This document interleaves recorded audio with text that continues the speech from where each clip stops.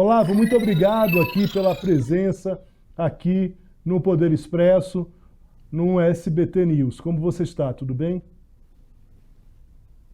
Tudo ótimo, eu que agradeço a oportunidade de participar desse programa que tão bem se comunica com a população brasileira. Muito bem, Olavo. Você está no Rio Grande do Norte, você acompanha de perto esse tema, né, esse tema de política penitenciária, de política penal, de como se desenvolve isso.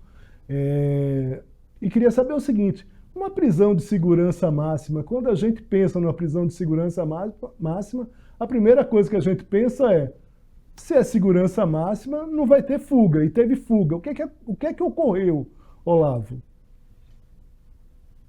Olha, eu nem consigo imaginar de tão impossível que seria fugir de um lugar como aquele presídio federal aqui em Mossoró. Eu já tive algumas vezes no presídio federal e só para entrar nós demoramos em torno de 40, 50 minutos até chegar na área dos presos. É realmente um sistema muito seguro, é realmente uma organização tanto do prédio quanto de pessoal feita para não ter fuga nenhuma e eu não consigo sequer imaginar o que é que possa ter acontecido. Esperamos que as investigações esclareçam esse fato para que não mais aconteça. Eu queria que você detalhasse um pouco, Olavo, e aí a gente, pela tua experiência acadêmica, principalmente para tratar desses temas, a gente pode até fazer algumas considerações aqui sobre a questão do presídio de segurança máxima. Mas eu queria que você detalhasse uma coisa importante aqui, um detalhe até curioso. Como é que funciona para entrar nesse presídio? Porque você deixa muito claro que pode ser uma linha de investigação, né? As autoridades do Ministério da Justiça estão indo, estavam a caminho agora do Rio Grande do Norte, a caminho de Mossoró, onde inclusive o Olavo Hamilton está nesse momento, mas a gente queria saber o seguinte: como é que funciona isso? Olavo, o que é preciso? São quantas portas para chegar? Queria que você já disse, entrei algumas vezes lá, queria que você rememorasse aqui, para quem está nos assistindo, como é essa entrada nessa penitenciária de segurança máxima. A primeira coisa é que você tem que fazer um cadastro prévio, as pessoas sabem previamente que você está indo, inclusive com hora marcada. Depois você passa por 2 setores de raio-x. Lá é impossível entrar com celular ou qualquer objeto de metal. Às vezes é necessário, inclusive, retirar os sapatos, quando se fica claro de que o sapato tem em sua composição algum tipo de metal. E deve-se passar em torno de 6 a 8 portas de alta segurança, sem que você tenha contato com pessoas, tudo automático. Então, é realmente um sistema muito seguro. Mesmo onde ocorre o banho de sol, é muito fechado, ou seja, você tem grades, você tem também um muro muito alto, você tem também cercas com arames, então é difícil imaginar como uma pessoa pode fugir daquele local. É complicado, inclusive, de entrar no presídio, quanto mais de sair.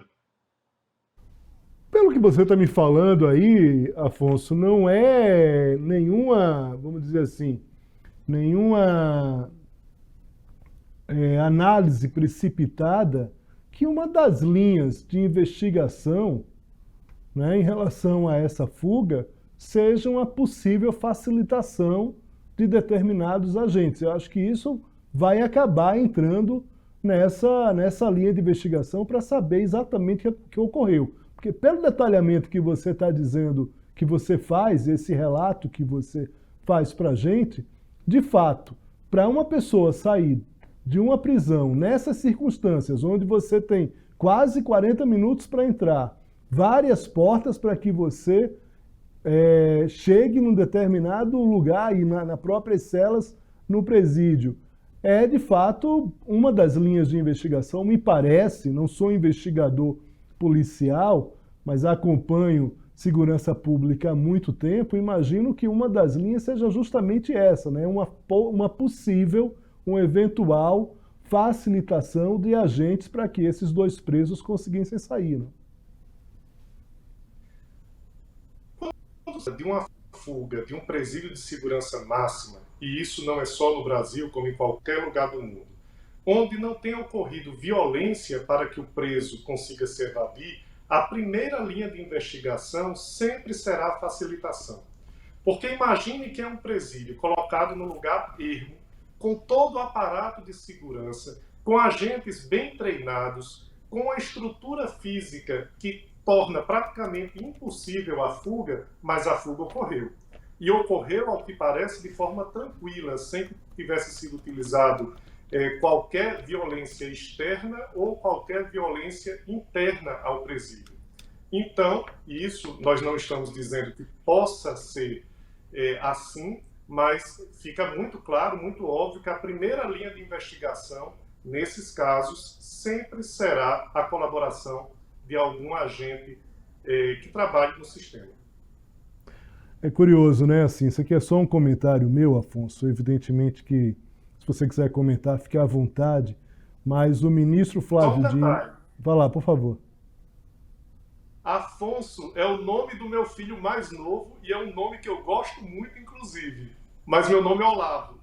Ah, ok, desculpe. Por favor. Pelo menos acertamos em relação ao nome do seu filho. Olavo, Afonso foi o nosso editor executivo que estava antes com a gente. Desculpe. Olavo, vamos lá. O comentário que eu ia fazer era o seguinte. O ministro Flávio Dino, que agora vai, né, toma posse no Supremo Tribunal Federal, deixou o ministério há muito pouco tempo, né?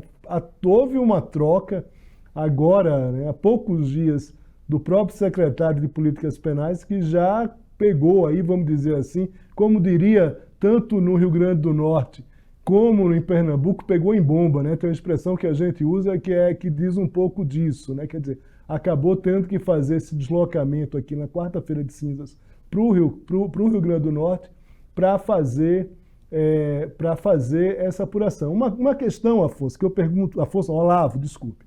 Uma questão, Olavo, que eu pergunto para você é a seguinte: como é que está a comunidade em Mossoró em relação a essas fugas? A gente sabe que presos em presídios de segurança máxima são presos perigosos. Existe, como está aí o clima na cidade?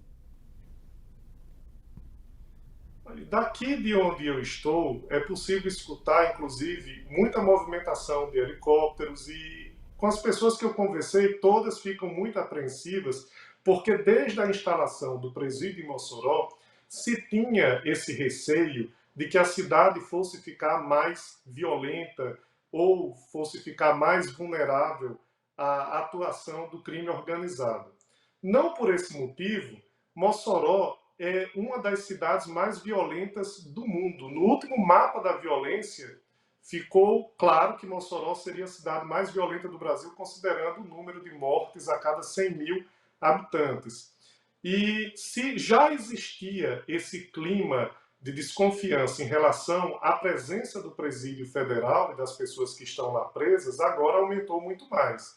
É realmente um fato inédito na história do Brasil, uma fuga de um presídio de segurança máxima do sistema penitenciário federal. É algo que acontece muito pouco no mundo inteiro, e Mossoró não é uma cidade tão grande, né? Nós somos aqui menos de 300 mil habitantes, então o clima realmente é de apreensão. Agora, se existe algo bom que nós podemos tirar dessa história toda, é pensar o sistema de justiça criminal do nosso país. Nós somos o terceiro país que mais encarcera no mundo. Nós temos no nosso sistema 836 mil presos. A maioria dessas pessoas são pessoas pretas, pobres e periféricas. Então é um momento também que pode levar à reflexão de que tipo de política criminal nós estamos tendo no nosso país, que encarcera muito e não resolve o problema da violência. É isso que eu queria te perguntar, Olavo. Olavo Milton, como pesquisador, eu queria que você fizesse uma avaliação em relação a esses presídios de segurança federal. Você falou, abre-se uma discussão em relação a todo o sistema penitenciário, A gente pode, eu queria que você fizesse uma avaliação sobre isso, mas eu também queria falar o seguinte: coloque em xeque essas duas fugas, coloque em xeque também a própria concepção de um presídio de segurança máxima. Dentro desse sistema que nós criamos, e que inclusive é muito criminógeno, porque as facções e o crime organizado têm comandado a violência, o tráfico de drogas de dentro das prisões, acabou-se dentro desse sistema sendo meio que necessário você ter presídios de segurança máxima. E presídios federais que você pudesse ter uma mobilidade de presos no Brasil inteiro para que essas pessoas não demorassem muito tempo em um lugar e acabassem se organizando. Eu não estou aqui defendendo a existência de um presídio federal, dos 5 presídios federais que existem no Brasil, um em cada região do nosso país. Eu só estou dizendo que a partir dessa lógica do grande encarceramento, passou-se a ser necessário também você ter presídios dessa natureza, presídios de segurança máxima. Esses presídios vinham funcionando muito bem, no sentido a que eles foram propostos, né, de encarcerar pessoas que seriam consideradas mais perigosas e que entrariam nesse regime justamente para serem isoladas das demais e não conseguirem mais se manter no crime organizado. Mas, por mais de uma vez, se ficou claro de que, na prática, as coisas não são bem assim. Nós já tivemos caso no Brasil de presos dentro do presídio federal, dentro do sistema penitenciário federal, conseguindo se comunicar por cartas com pessoas que estariam a ele vinculadas no lado de fora. E hoje, mais ainda, nós temos uma falha, e aí essa muito mais séria, no sentido de fuga de 2 pessoas, né, num presídio que foi pensado para não ter fuga nenhuma. Então, para o sistema de justiça criminal, isso é muito ruim, porque isso expõe uma vulnerabilidade de algo que já não funciona muito bem, que é o nosso sistema de justiça criminal como um todo, o sistema presidiário como um todo do Brasil. E quando você imagina que, digamos assim, a joia da coroa também falha, né, um presídio federal também é propenso a acontecer fugas dessa natureza, 2 pessoas fugiram, então isso afeta a credibilidade do sistema como um todo. Olavo Hamilton, advogado, doutor em Direito pela Universidade de Brasília. Agradeço muito aqui a presença. Queria fazer um agradecimento público à nossa colega Eusilene, lá da Secretaria da UNB, que gentilmente me passou seu contato. A gente vai falar mais sobre isso, até porque esse episódio ele não acaba hoje. Queria já deixar aqui a porta aberta para que a gente conversasse outras vezes com você. Muito obrigado, viu? Eu que agradeço e fico sempre à disposição, inclusive para que a gente possa fazer uma reflexão do que é que leva o nosso país a ter esse número exagerado de presos, né, e do que é que leva a nossa população, sobretudo a população civil, a ainda estar muito vulnerável à violência. Muito obrigado e fico sempre à disposição.